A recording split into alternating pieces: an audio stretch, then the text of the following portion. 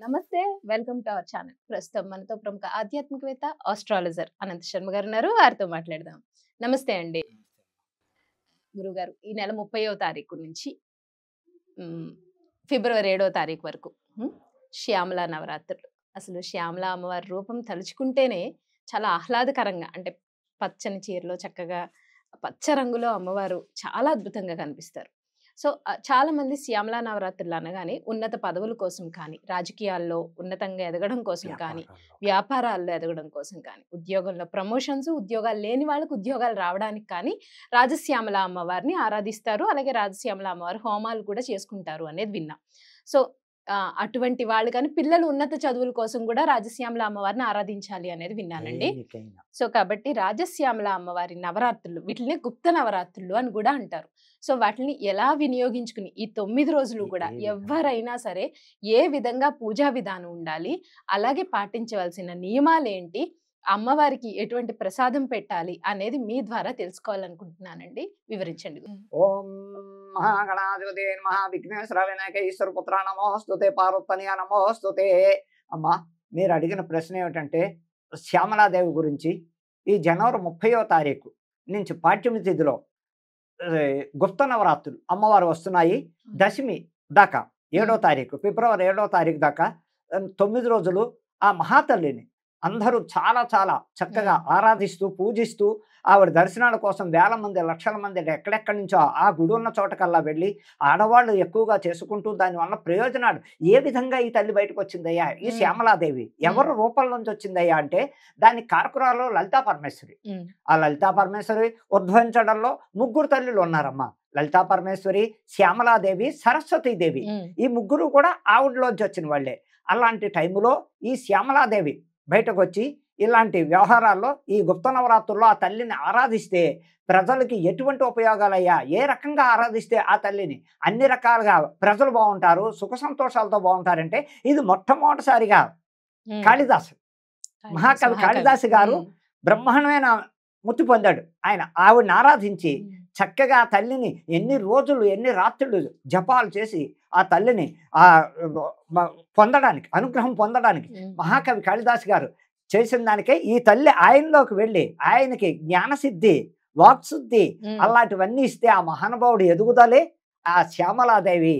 అలాగే ఇలాంటి వాళ్ళు ఎంతో మంది రాజుల పరిపాలనలో కూడా ఏదైనా ఒక దానికి పెడుతున్నామంటే, ఓ యుద్ధానికి పెడుతున్నామంటే దానికి మనం సక్సెస్ అవ్వాలి అంటే ఈ రాజశ్యామల యాగాన్ని చక్కగా చేసుకుని వాళ్ళు ఆ అమ్మవారి ప్రసాదం స్వీకరించి వాళ్ళు యుద్ధానికి వెళ్ళేవారు.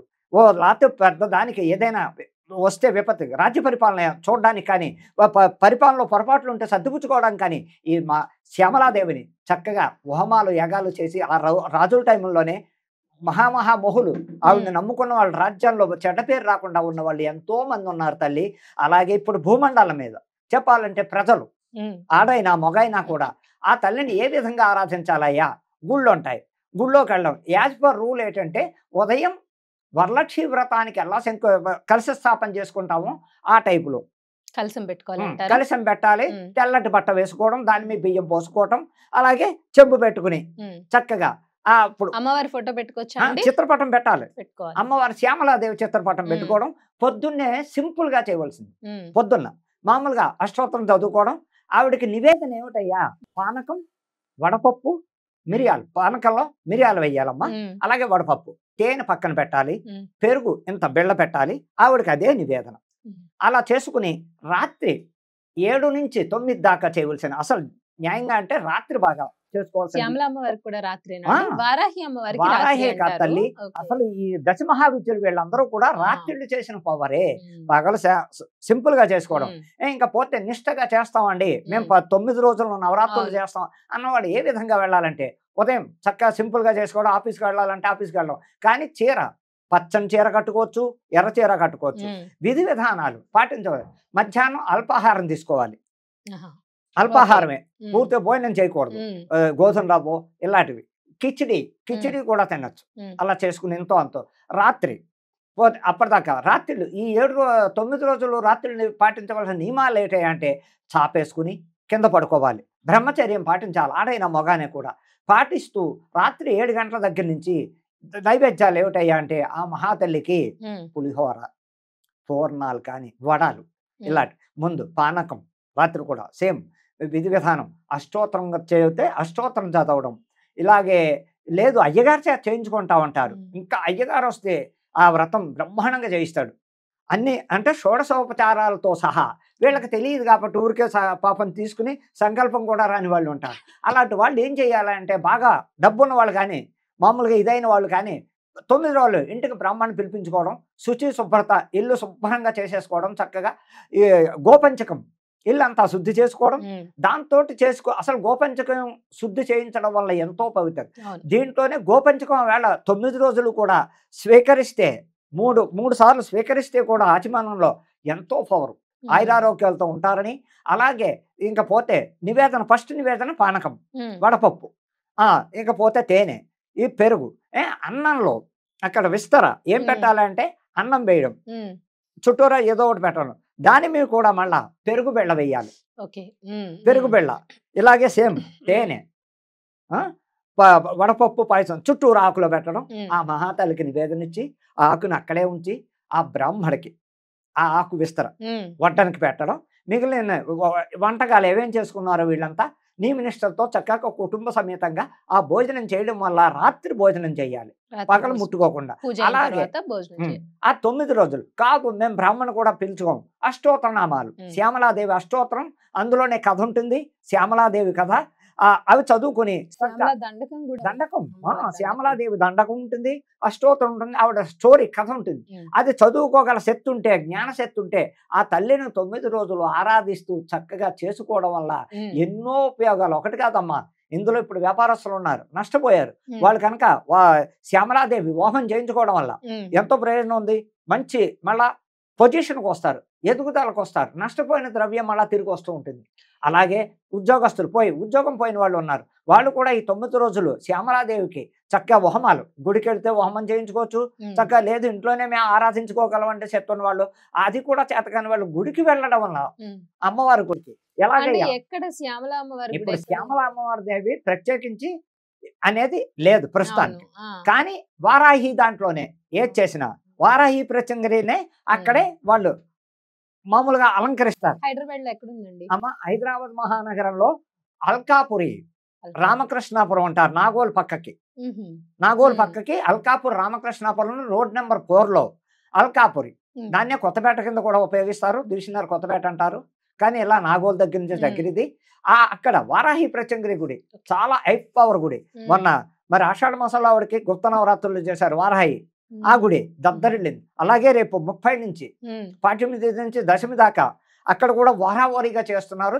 మొదలు పెట్టి అప్పుడే ఏర్పాట్లు కూడా బ్రహ్మాండంగా ఉమ్, అలంకరణలు అవుతున్నాయి. ఉమ్, అందుకని ఆ గుడికి వెళ్ళడం వల్ల ఉమ్, ఎప్పుడయ్యా రాత్రి ఈ 6 దగ్గర నుంచి 9 దాకా అక్కడ దర్శనాలు చేసుకోవడం వల్ల ఉమ్. పగల కన్నా రాత్రి ఆ అమ్మవారిని అక్కడ చిత్రం చక్కగా అలంకరిస్తారు. ఓకే. ఆ ఉమ్, శ్యామలాదేవిని ఉమ్, అలంకరించి తయారు చేస్తారు. అక్కడ హోమానం చేయించుకోగల ఓపుకుంటే హోమం చేయించుకోవడం వల్ల కూడా మనకున్న ఈతి బాధలు, కుటుంబాల్లో భార్యాభర్తల కలతలు కానీ, పిల్లలకు ఉద్యోగం లేకపోవడం కానీ, ఆడపిల్లలకు పెళ్ళిళ్ళు అవ్వకపోవడం కానీ, ఇటువంటి బాధలన్నీ తీరాలంటే రేపు గుప్త నవరాత్రుల్లో శ్యామలాదేవికి ఒక్కరోజైనా హోమం చేయించుకోండి, చక్కటి పరిష్కారాలు ఇస్తుంది ఆ తల్లి. అంటే ఉమ్, నిత్యం మేము ఏం చేయలేమండి అన్న వాళ్ళకి ఇది. అవును. ఉమ్, నిత్యం మేము చేయలేను అండి, ఉద్యోగాలకు పోతాం, ఏదో కూలి పని పోవాలి, ఇల్లు అవునవును. గడవాలి. ఉమ్, కాబట్టి అటువంటి ఒక వాళ్ళంతా రోజు చేసిన చక్కగా ఏదో ఆ 9 రోజుల్లో ఒక్కరోజు చాలు అవును. వెళ్ళడం, రాత్రి హోమంలో కూర్చోడం, ఉమ్, చక్కగా ఉమ్, చేయించుకోవడం, ఆ ప్రసాదాలు తినడం, వాళ్ళు పెట్టినవన్నీ స్వీకరించడం, ఇంటికి వచ్చేయడం. రైట్. అలా చెయ్యడం వల్ల ఎటువంటిదైనా సరే ఆఖరి జైలు శిక్ష పడ్డ వాళ్ళకు కూడా బెయిల్ రావడానికి, ఉమ్, కేసు మాఫీ అవ్వడానికి ఉమ్, ఎన్నో రకాలు ఉపయోగపడుతుంది.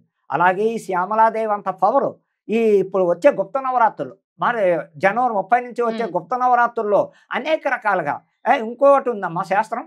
ఓపుకుంటే ఇంట్లో నిష్టగా చేసుకుని వాళ్ళు ఉంటే ఉమ్. రాత్రి ప్రతిరోజు ఇద్దరు ముత్తైదుల్ని ఇద్దరు ముత్తైదులు. ఇద్దరు ముత్తైదులను ఉమ్, కేకేయడం, ఉమ్, పిలిచి వ్రతం అయ్యేంత పర్యంతం చక్కగా. కూర్చోబెట్టడం. ఉమ్, వాళ్ళు కూడా మధ్యాహ్నం తినకుండా ఉన్న వాళ్ళు అవుతే ఉమ్, ఉమ్, అలాంటి ఇద్దరు ముత్తైదులు చక్కటి వాళ్ళని పిలుచుకోవడం, కూర్చోబెట్టడం. వ్రతం అయ్యాక వాళ్ళకి ఆకుపచ్చ జాకెట్టు, గాజులు, పసుపు కుంకం, ఒప్పుకుంటే చీర, ఒప్పుకుంటే ఉమ్, చీర, ఉమ్, లేదు పసుపు కుంకం పెట్టి వాళ్ళకి ముందు ముత్తైదులకు భోజనం ఉమ్, పెట్టి ఉమ్, వీళ్ళు తింటే కూడా ఎంతో ఆ మహాతల్లి ఈ కుటుంబాన్ని ఎంతో సంతోషంగా చూస్తుంది. వాళ్ళ ఇంట్లో ఉన్న ఈతి బాధలు కానీ, అనారోగ్య బాధలు కానీ ఏమున్నప్పటికీ ఆ మహాతల్లి తప్పకుండా కరుణిస్తుందని చెప్పడానికి, ఆ తల్లి దీవెనలు పొందడానికి ఎవరైతే ఎక్కువగా ఆవిడని ఆరాధిస్తూ ఉంటారో ఆ ఇంట్లో ఆవిడ స్థిరపడుతుంది, ఉంటుందని చెప్పడానికి ఉందమ్మా. ఎవరైనా కులమత భేదాలు లేవు. చక్కగా నీతి నిష్టతో నియమాలు పాటించి చేసిన వాళ్ళకి ఆ తల్లి ప్రత్యక్షంగా కనపడుతుంది. ఆ ఇంట్లో సుఖశాంతులు ఉంటాయని చెప్పడానికి ఏ బాధ అయినా సరే. ఇప్పుడు ఇప్పుడు వీళ్ళు ఉన్న రాజకీయ నాయకులు ఉన్నారు. రాజకీయ నాయకులు పదవి కోసం చేస్తారు. రాజశ్యామల యాగం అంటారు దాన్ని. శ్యామల అన్నది వేరు, రాజశ్యామల యాగం. రాజకీయ నాయకులు చేస్తారు, భయంకరంగా చేస్తారు వాళ్ళు. అంటే గుప్తగానే చేసి వాళ్ళు చాలా మంది ఉన్నారు. పబ్లిసిటీ చేసి వాళ్ళు గుప్తగా చేసిన వాళ్ళే సక్సెస్ అయ్యారు. చక్కగా ఉంటారు అని చెప్పడానికి ఇది విధానం ఉందమ్మా. శ్యామల అమ్మవారి ఆరాధన, అలాగే పాటించాల్సిన పద్ధతులేంటి, ఆ టైంలో ఎటువంటి నియమాలు పాటించాలి, అలాగే చక్కగా ఎటువంటి ప్రసాదం నివేదన చేయాలి అనేది చాలా చక్కగా వివరించారండి. ధన్యవాదాలు.